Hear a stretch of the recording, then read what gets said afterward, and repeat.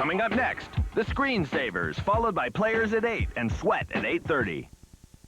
Coming up tonight, Steve Bass, author of PC Annoyances, is back with some nifty tricks and tips. Plus, Kevin's found some great bargains online. It's the real deal. And no longer science fiction, it's ASIMO, the most advanced humanoid robot ever. Live from the Tech TV studios in San Francisco, it's the Screensavers!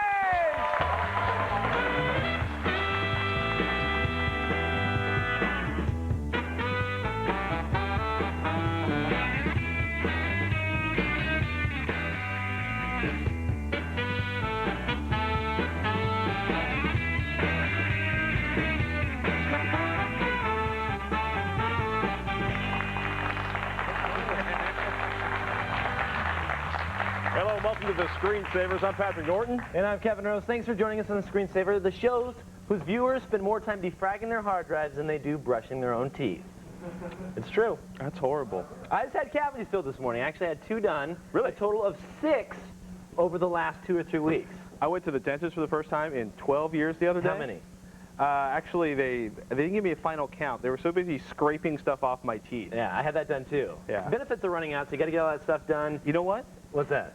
You can extend it for $20 a month. Really? Yeah, we'll tell you about I that know later. that. We're not going to tell you about insurance deals here on the Screensavers. What we are going to do is we got author Steve Bass here with some great tips. Man, well, you know, Windows annoyances, he's going to take a few of them away. Plus, we're going to take a look at ASIMO, the world's most advanced humanoid robot, which it turns out has remote controls. It's like the world's most complicated cool. RC He's like car. this big. ASIMO's cool. I got to like shake his hand. It's He's like spooky. Dan size. He's spooky. Yeah. But there's like they only let us see one of the people that control him. So I wonder what the other person does behind the curtain. Oh. We're going to talk about that later on. Plus we've scoured the web. We've scored deals for you on the web. Yeah. The latest real deal. Kevin's got the scoop. And Fu is holding down the fort. What's up, Brush Fu? your teeth and go to the dentist. No, they say you're supposed to floss more than once a week. No, I didn't once know that. a day, I thought it was once At a week. least. I Jesus. brush, it's Look, the flossing. look, boys and girls, take it from Kevin and Patrick. Dental hygiene is no joke, and it's going to be really painful if you don't brush your teeth multiple times daily and floss daily. And if you don't know how to brush properly, ask your dentist. Trust us. Dental tip, Patrick Norton. Throw it in the show. Done. Okay, give us a call. The phone number is 888-989-7879. And also email us at thescreensavers@techtv.com for those final emails. Back to you guys. Very cool. Let's start with the tech news that got all right today. Sarah has the first story. Before I get to the first story, we have kiltage. Yes, we do. Let's get a look A at few that. days late. I'd like to Yes. apologize for Yes. forgetting my kilt Monday. That's awesome. Did you shave? And Thursday. No, I It didn't. looks like your legs are shaved. No, they're not Oh, there shaved. you go. Okay. There's the fuzz is still there. I thought you bicked them. No. Waxed. Yeah, that's what he does, the waxing. Paul's just cruising for a beat today. Our executive producer, Paul Block, in the corner, mocking me and my kiltage. Well, we all love your kilt. I'm glad that it made an appearance on this fine Tuesday. I'm listening Wednesday. to her, not to you, This Paul. fine Wednesday. Your boss is a butthead. You heard it here. Moving on to the news. The 2004 Comdex Tech Trade Show, originally scheduled for October, has been canceled. Officials at Media Live, who own Comdex, announced Monday that the show has been postponed and they are focusing on rebuilding it for next year. It seems that Comdex has been eclipsed by the hugely popular CES, which is the Consumer Electronics Show, and E3, the Electronic Entertainment Expo. Huge, big, huge. Comdex exhibitor attendance has dropped steadily over the past few years, and Media Live had to file for bankruptcy last year in 2003. Whoops.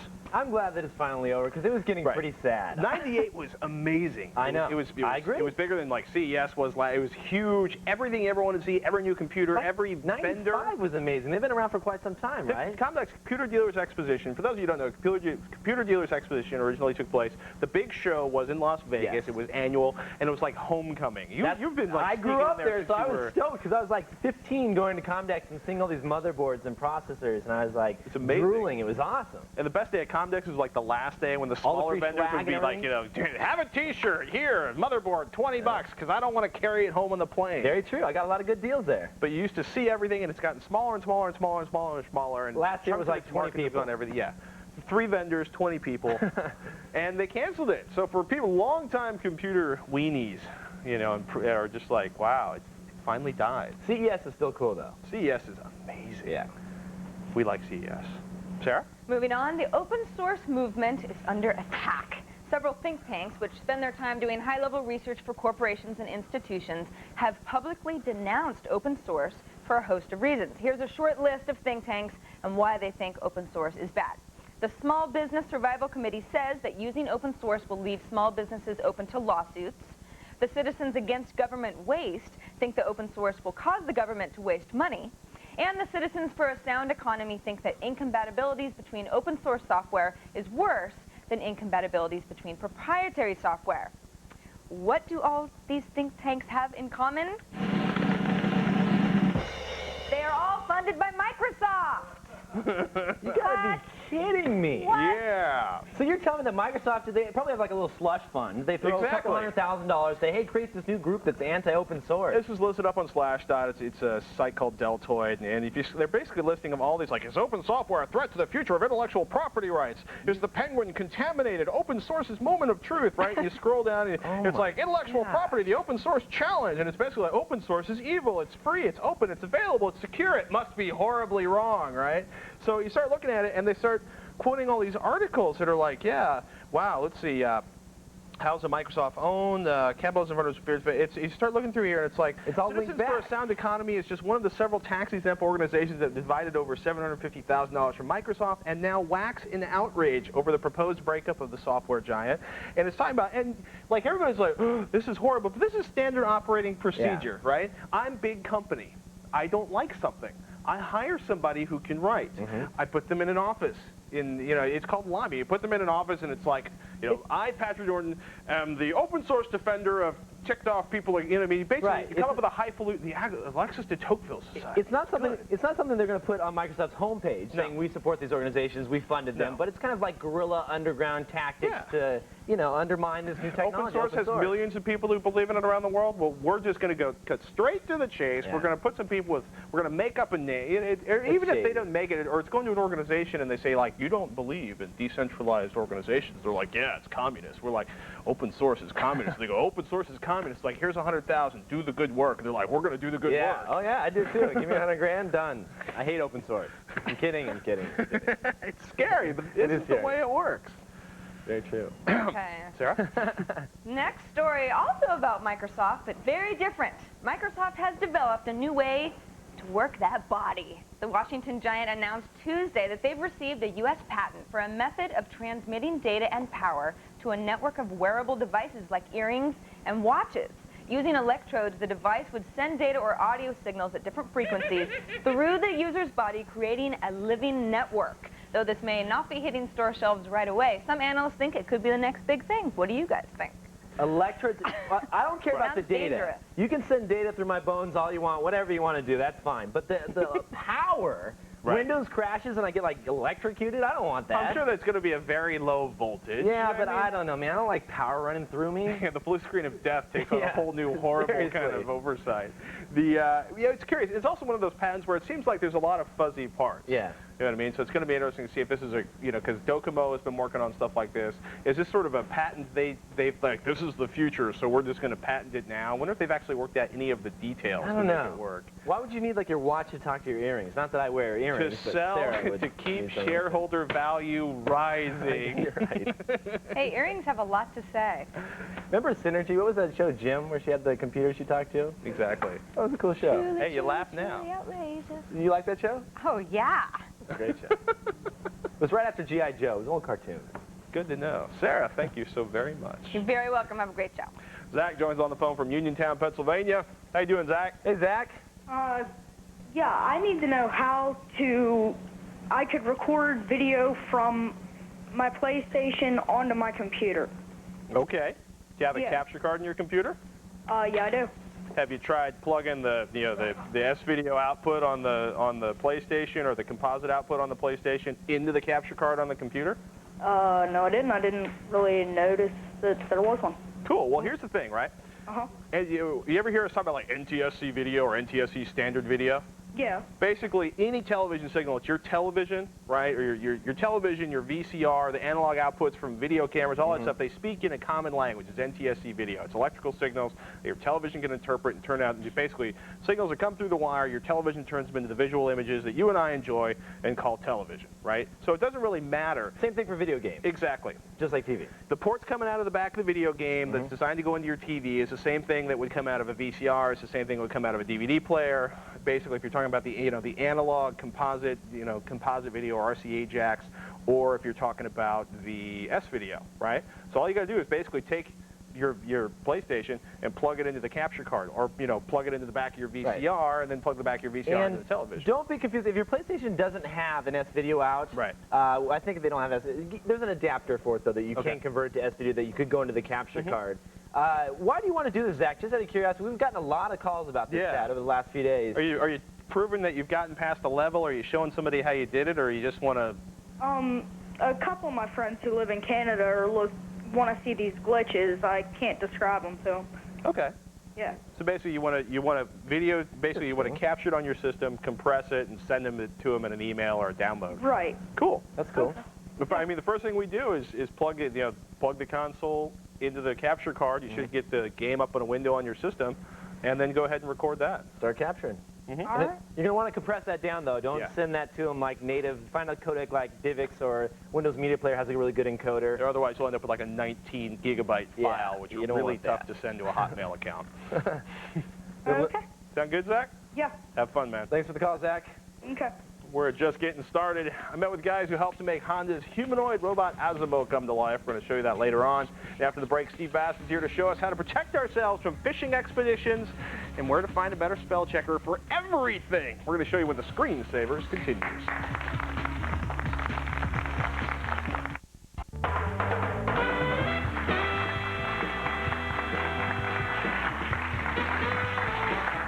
Our next guest is the author of PC Annoyances and longtime contributing editor with PC World. Ladies and gentlemen, here to show us some of his latest hard-won experiences, tricks, and time savers, Steve Bass. Welcome back to the Screensaver, Steve. This is good. You and I, this first one, fishing expeditions. Excuse me, have you combed your legs, or do you just let it clump? I'm sorry. I'm sorry, Mock Patrick. the television host. Fishing expeditions. That's okay. No, we get a shot. We get a shot of my hairy legs if you want to. Say that they won't. There's a line they draw on television. I understand it. FCC might get involved, and they don't might. normally regulate cable. The fishing expeditions. I got an email from Earthlink, and they said, hey, your credit card's expiring. Click on this link to renew it. And the problem for me was that my credit card was expiring, so it was perfect. I was rushed, so I started to click on it, and I said, oh my goodness, this is a fishing expedition. They're looking to get my credit card number, my mother's maiden name, my sexual proclivities, all of that stuff. Well, so they can then order, cookware and have it sent to their house in, China or anywhere else. Absolutely. They go to the Gap, and they can do all of their. This is what a typical email looks like. Most people seem to have been getting these. They seem so innocuous. They do. And in most cases, this link here is really squished down. It's made to look like PayPal. So it's, it looked like PayPal.com, but if you actually start looking at what the link actually links to, it's going to be something like this. And when you go behind the scenes to look at the source of the email, it's obfuscated. And it's like, where is this going? Sign into eBay.com, and it's like, I've never seen this before, but you never look at this part of it. You never do. And what you do is click, and you end up on eBay or Citibank, and that's what this thing looks like. Looks real, right? I mean, basically, they are forging a website, forging a login to get your password, your credit card information, your personal information. And they go and they snarf this site, and they make it look as if you're really going to an eBay site, or the next screen is Citibank. I get emails trying to bring me to Citibank sites like this constantly. The other one, the American Express, actually got taken by American Express spoofing email. Yeah. You? And it was like, I launched it, I went to it, they just sucked down the American Express page, and I logged in, and I went, son of a delete expletive. Wouldn't have happened if you were wearing pants, Patrick. I was wearing pants at the time. That's the shocking thing. You should have been wearing... You've got some cool software, though, to help fight this. Absolutely. If we go to... this is my Gmail account, and some gracious soul, Terry Courier, sent me a live one. He got this today. eBay requests, pay for your fees, blah, blah, blah, blah, and here's the link. Click on the link. Let's see what happens. We launched a window, and it's, look, we're going into our so-called eBay account page, but this is the slick part right up here. Right. It looks like a real eBay account, but this program called SpoofStick, absolutely free program that goes into your toolbar, either Internet Explorer or Mozilla Firebird, shows you exactly where you really are. And I'm pretty sure cool. that eBay does not have a website called ns.zonas. Absolutely. You look at that, and that's your safeguard.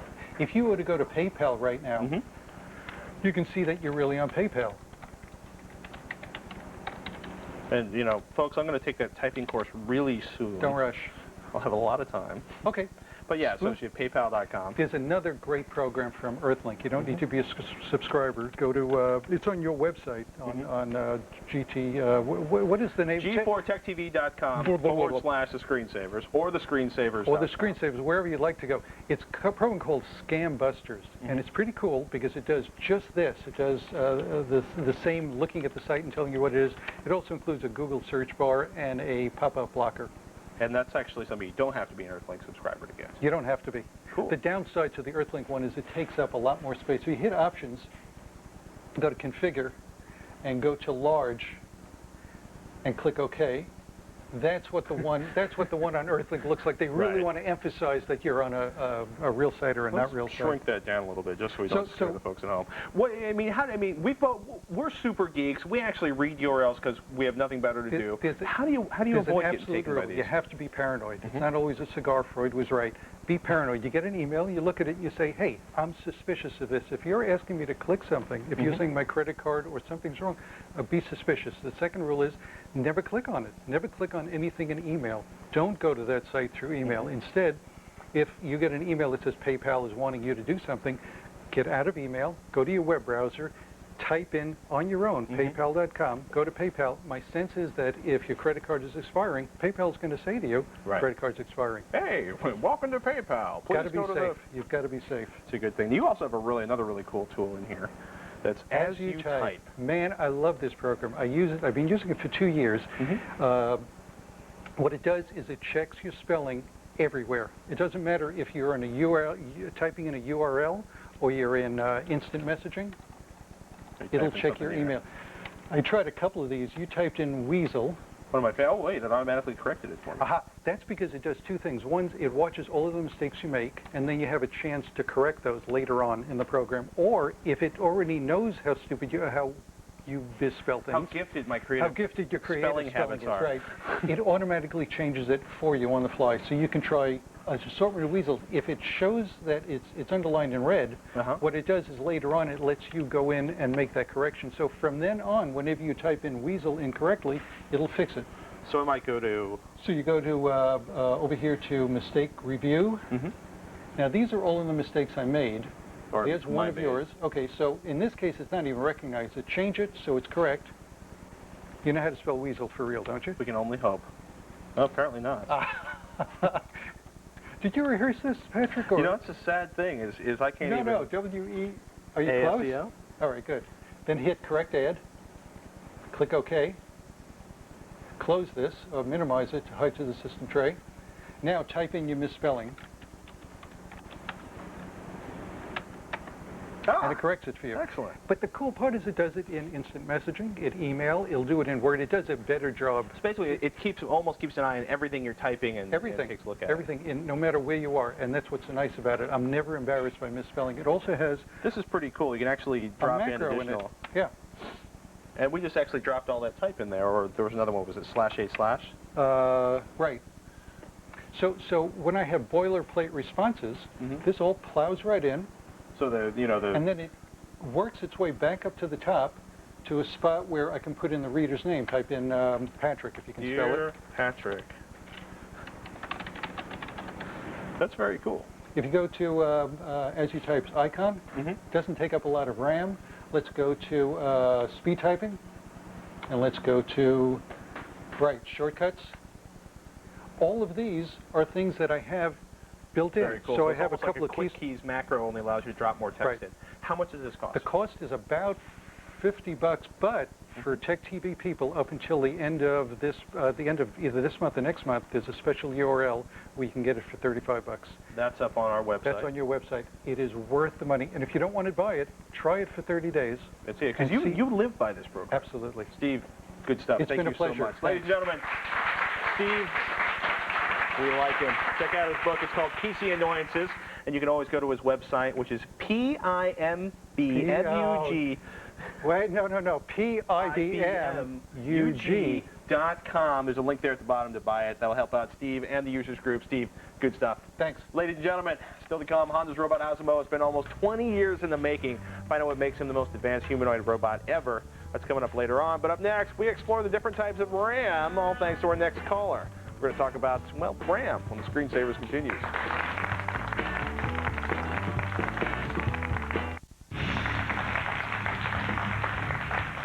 Don't forget to register for this week's Screensavers LAN party. Powered by NVIDIA. The game is NovaLogic's Joint Ops, the full version. It will be a 150-player server. We'll be playing their new advanced and secure game type. Each team must capture a series of waypoints in order to win. So go to g4techtv.com/LAN party and click on the register for the LAN party link. And we'll see you tomorrow for the Screensavers LAN party. Woohoo! That's a fun game, 150 players. Yeah. I keep saying that, but it is cool when you get that many people. You spent a lot of time in it lately? Not lately. Actually, the servers have been down the last few days. I do have a full copy of it, though. Are the servers back up? Does anybody know? Yeah, they're up. Okay, so we like that. Got a lot of players here. Everyone's like, they're up. They're up. Cool. Gary joins us on the phone from Sebring, Florida. How you doing, Gary? All right, how you guys doing? Excellent. Pretty good. How can we help you today? I ordered a new motherboard, and it has a dual-channel double data RAM. Now, is that anything different? Do I need special RAM? It's basically a double data array. It's basically the same old RAM, but the dual channel part is basically the motherboard itself. What you are going to have to do is make sure you have both channels on the motherboard populated. If you don't have both of those filled, you don't take advantage of the dual channel. And they have to be the same size, right? Yeah. Okay. So you know, I'm going to check. You can probably download if you haven't received the motherboard already. You can probably download or get the information, download the manual or get the information off of the motherboard manufacturer's website, and that'll give you the full details on what the specs of the RAM it'll handle, how far you can overclock it or not, and what the requirements are in that RAM. Now, Gary, just to let you know, it's normally not banks like 1 and 2. They'll do 1, 2, 3. It's normally like banks 1 and 3 because they each have their own memory controller. Again, and yeah, you got to check the manual. But 9 times out of 10, from what I've seen, all the motherboards that we've had in here, the whole it's always like 1 and 3, I believe, are the banks, right, Dan? 1 and 3, something like that. Yeah. Yeah. All right. Yeah. So yes, it will give you a healthy performance boost. Yes, it is worth doing, but make sure you buy your memory appropriately. Like I have a system at home that I only put 512 megabytes into because I was going to add when I had the money. This is like a year ago when I built it, another 512 megabyte stick. But you know, you also want to make sure really you should buy both sticks at the same time, same from timing, the same manufacturer, yeah, and make sure they match up. All righty, thanks. You're welcome, Gary. You guys have a good day. You too, man. You too. Thanks for the call. Right now, we got Sarah with a quick tip. That's right. If you're having problems with certain hardware you've installed, the first place to troubleshoot in Windows is your device manager. So to get there, right-click My Computer and choose Properties. Then click on the Hardware tab. Then click the Device Manager button. And at that point, just look for any devices that need attention. Normally, a driver update is all you'll need to get back on your feet, back in business with Windows. Now, don't go anywhere. On this show, save money with the Screensavers. We found some great deals online, and we'll show them to you. And after the break, meet ASIMO, the most advanced humanoid robot ever created, when the Screensavers continue.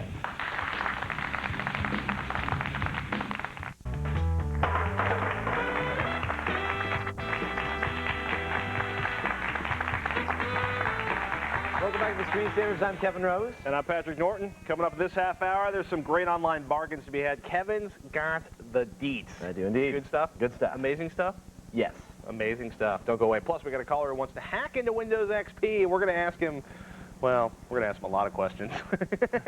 It should be work machine. He's locked out. He wants to get back in. It's a work machine. Yes. Right now, though, in 1986, Honda started on the development of a humanoid robot. On October 31, 2000, ASIMO was completed, at least the first version. It still remains the most advanced humanoid robot ever created. I had a chance to meet ASIMO and Stephen Keeney, who works with ASIMO and the Honda team here in the United States. Pleasure to meet you, ASIMO.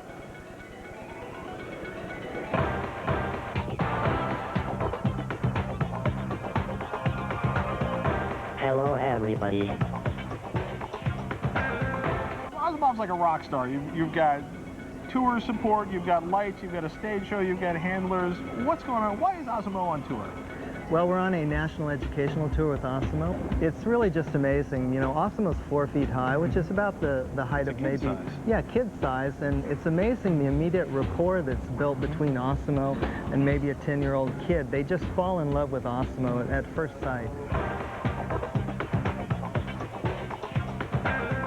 ASIMO's been designed as a helper to people, and one of our first categories of people we'd like to help are people who lack full mobility. That's why ASIMO's been designed at a size to be able to communicate easily with these people.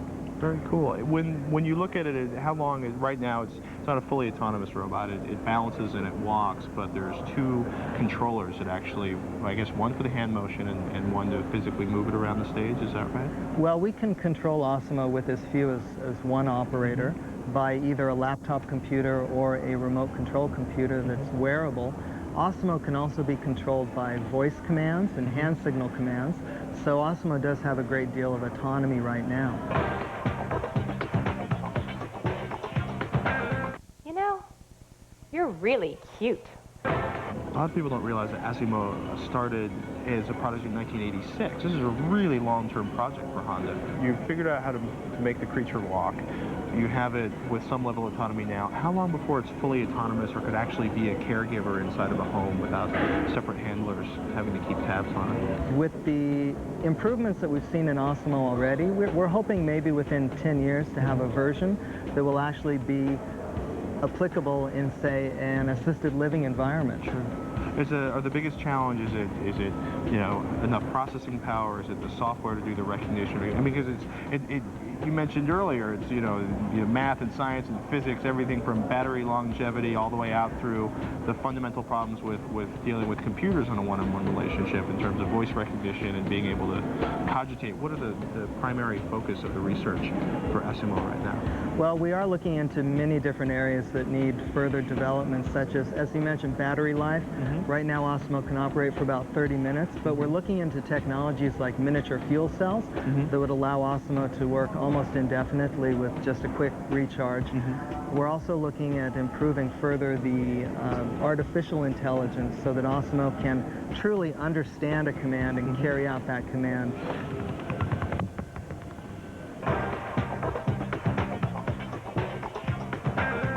The processing power of ASIMO is about twice the most powerful, say, computer you could buy from any of the companies out there these days, home computer, for example.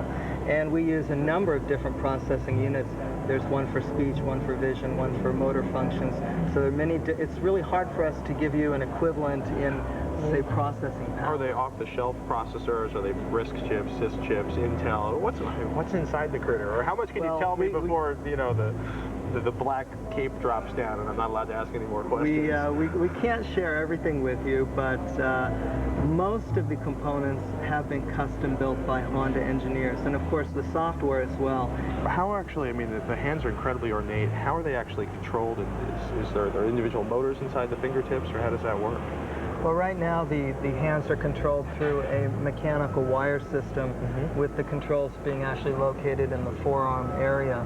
And we're working on new technology to allow each of the fingers to actually sense touch and pressure. I gotta ask, we have a little camper here. What does ASIMO stand for? Well, ASIMO stands for Advanced Stepped and Innovative Mobility, and it really personifies what we're trying to do, which is create a humanoid robot. Now, Stephen, thank you so much for taking the time. Thank you. Pleasure to speak with you. It was trippy. How much if I want one in my house? You know, it's going to be years from now, and they're not going to be cheap when maybe they're going to be cheap, but I can't imagine what one of those would cost right now.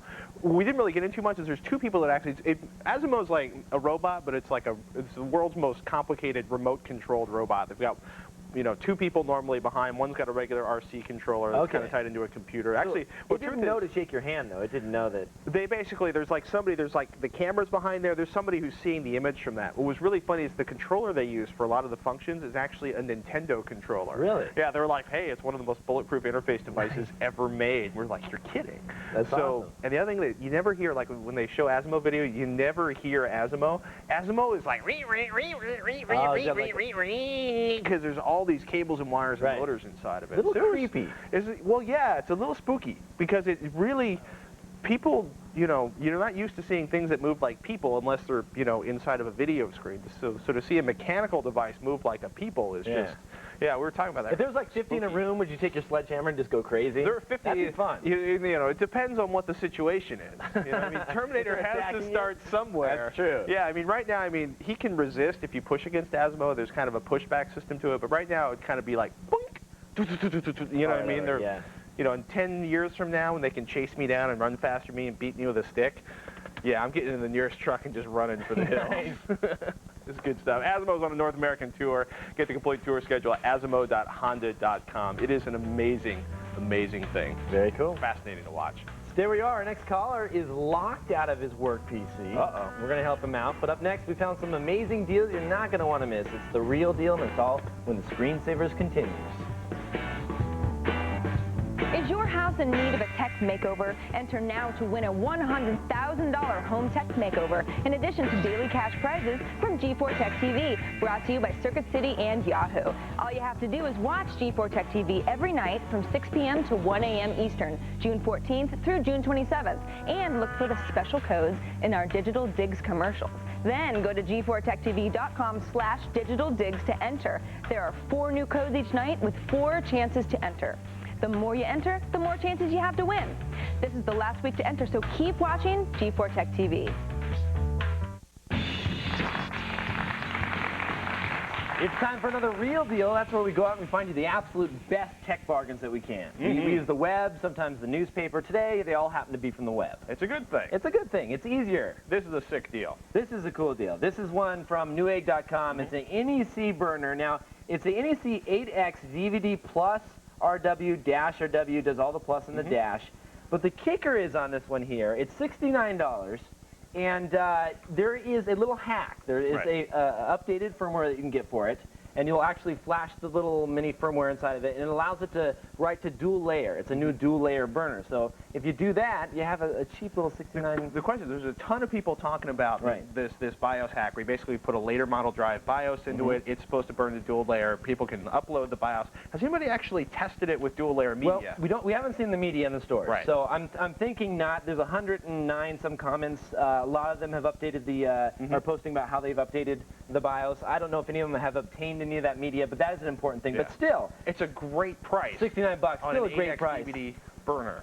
And it's got a lot of great reviews, so that's definitely one worth checking out. And if that deal goes away, check it other places because it's selling so cheap at so many places. For sure. Next one is a Netgear 108 megabit wireless router. Now they do this by using a technology called Super G, which is basically they bind 2 G connections together, and you have to use a special wireless card with that. That either Netgear sells or also D-Link makes a series. They've both adopted this standard called Super G. So are they intercompatible? Can I use the different cards with the different? Super G is like some type of standard that they're both working on together. I don't know who developed it originally, but $43 gets yourself a router that'll do standard G as well, so you don't have to have the Super G. But Netgear is cool. The reason I like Netgear routers a little bit better than the Linksys is they have some additional functionality, like let's say you get port scanned. They'll then send you an email letting you know that you've been port scanned, which is pretty cool. And, you know, just seem to be a little step above the Linksys capabilities. Very nice. Great little product. Next one we found is a free 1-year subscription, courtesy of McAfee, to PC Magazine. And it turns out that this link has gone so fast and so popular that the actual print version is gone. They've already run out of the print, none left there. But you can still subscribe to the digital version, which is the exact same thing as the print. They give you all the pages, all the ads, everything. Page for page is the same. It just shows up in your inbox as a PDF instead, or some type of format that you have to launch. That's cool. But it's pretty cool. Completely free. PC Magazine, can't beat it. Nothing wrong with that. Not bad at all. Now, if you want any of these deals for yourself, 2 things. One, you have to act fast. We're in like 50-some million households. A lot of people are going to be wanting to get these deals. Start now. Second thing is to get the links to the products at my article on my website, kevinrose.com. All the links are right there for you. Right now, we're going to kick it over to Sarah, who's got another helpful tip. A very helpful tip. Internet Explorer loves to be your default browser. We all know this. But if you're a Mozilla user or something else, you should disable IE from always checking to see whether it's the default browser. It gets very annoying. So from IE, go to Tools and open up Internet Options. Then click the Programs tab up here at the top. And then just make sure down at the bottom the Internet Explorer should check to see where the default browser is unchecked. And it will stop harassing you. Now, coming up after the break, we're going to talk to Mark about his Windows XP dilemma. What is it? You'll find out after these messages.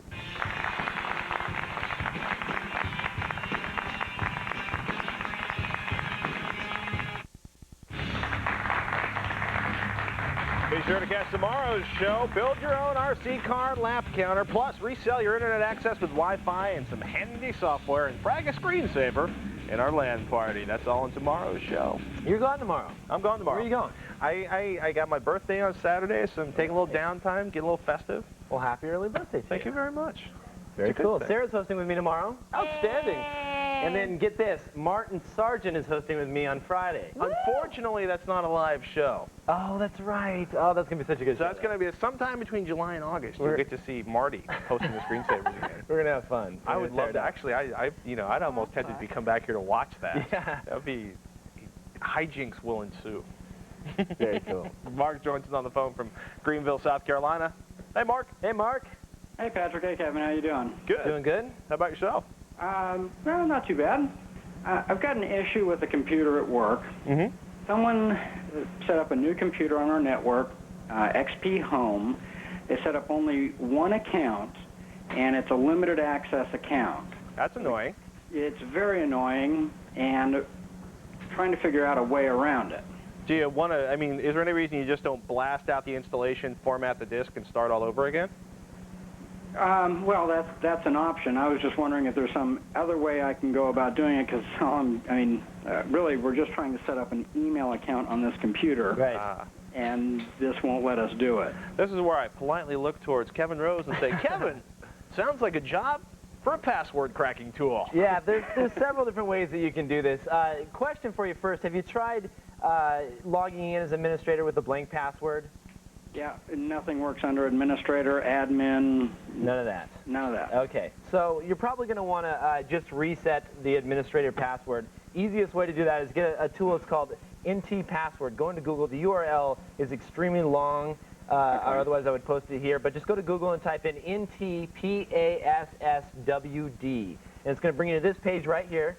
And you're going to download this. It's a little Linux tool, actually. It writes itself to a boot floppy. Mm-hmm. You stick it in, and it's going to boot into Linux, and it's going to give you a tool that's going to allow you to overwrite the administrator password.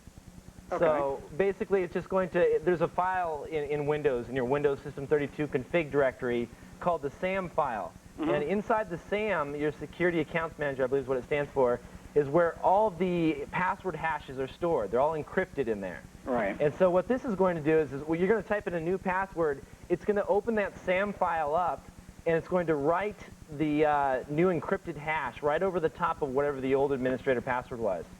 And it doesn't have to be the administrator account. If you want to do it to the other account, whatever that name may be, you can just overwrite. Oh, actually, that's a limited account. So yeah, it's a limited account. It's going to have to be the administrator account. Yeah, so the administrator account is the one, but this will work for any accounts, for anybody else out there that might have an account they want to get into.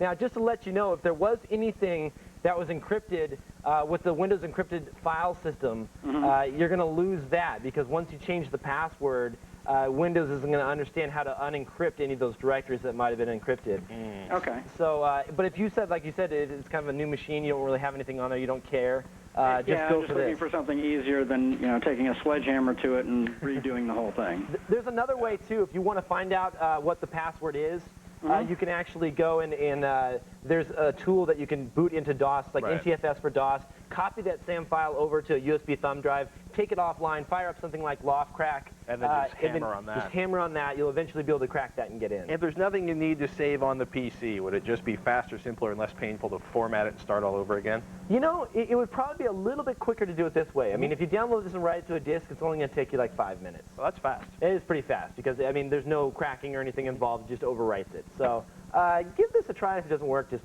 do a fresh, clean install. Mark, I think we have put you in a good place now. Thanks for the call, Mark. Speaking of good places, let's go to Leo. Hey, Leo. Tip.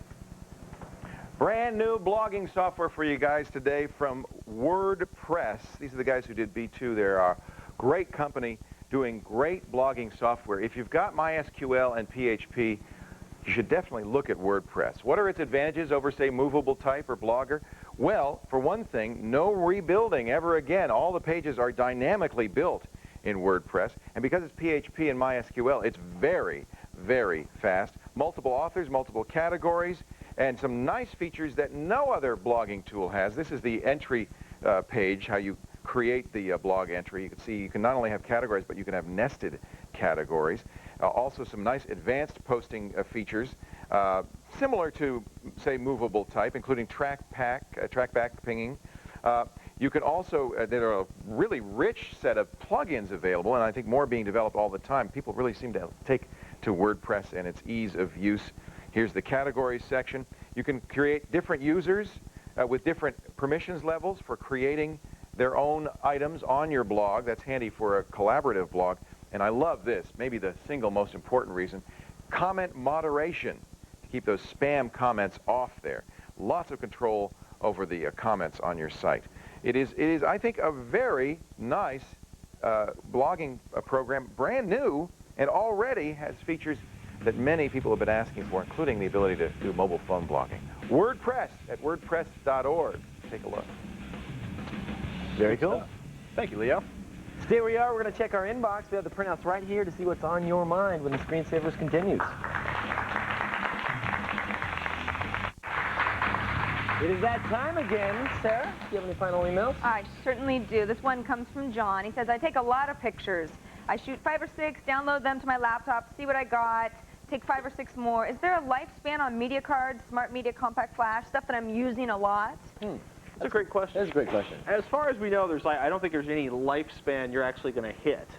You know what I mean? We're talking like zillions of hours. Yeah. Now, I know the little micro drives that are starting to get pretty popular, little 1 gig. They actually have moving parts in there, so I'm sure there would be some type of hard drive lifespan on there like they do normal hard drives. Yeah, but a normal hard drive is what? A lifespan of like 100,000 hours? That's true. I think you're much more likely to move to a new camera or, you know... drop it, step on it, wash it in your clothes. Yeah, or in 3 years. And sometimes washing in your clothes actually won't kill it. Maybe the micro drives, but probably not the solid-state media. I think you're more likely to be like, wow, I can buy a gigabyte for $2. I'm going to replace this old piece of memory, than you are to actually wear it out. Why do they give you like the 8 megabyte with the 5 megapixel digital camera so you can take 1 picture? Because 8 megabyte chips are really cheap, and they can sell it to you much cheaper than giving you a usable piece of memory. It's annoying. It is annoying. Next one. This one comes from Derek. He says, love the show. Yoshi's Mods rock. Woo-hoo, we think so too. Yosh.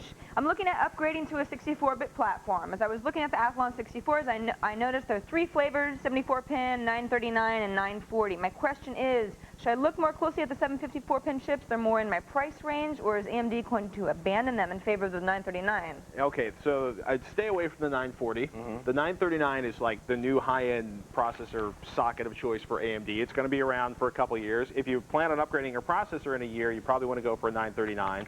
754 is probably going to stay around, but rumor has it they're going to move that to a more lower-end processor. I'd say 939 if you can afford it. Wait a few months, because the other thing is a lot of less expensive chips are available on 939 sockets. It's not just the FX chips. So nose around, you know, the truth is you're going to have a fast system either way. Right. And there'll probably be a little bit of room for improvement on the 754. Very cool. Wow. One more? Okay. Alan says there's a noticeable difference in productivity between single and multiple processor machines. You know, that went on and on. Okay, I'm not really sure what his question is, actually. It was more of a rant. He was upset because we pointed out, for most applications, right, video gaming, rarely going to see an improvement in performance. You know, if you're Word, if you download things, if you run multiple things at the same time, it can deliver an increase in productivity. But you know, maybe it's time for me to build a double processor system and see if I can justify the cost. But most applications, inside the application, doesn't get fast. We're going to go out to for this edition of the Screensavers. I'm Patrick Norton. I'm Kevin Rose. Thanks for joining us, and have a great night. And thanks, Steve Bass. Thank you, Bass. Coming up next, Players, followed by Sweat at 8:30 in the Electric Playground at 9.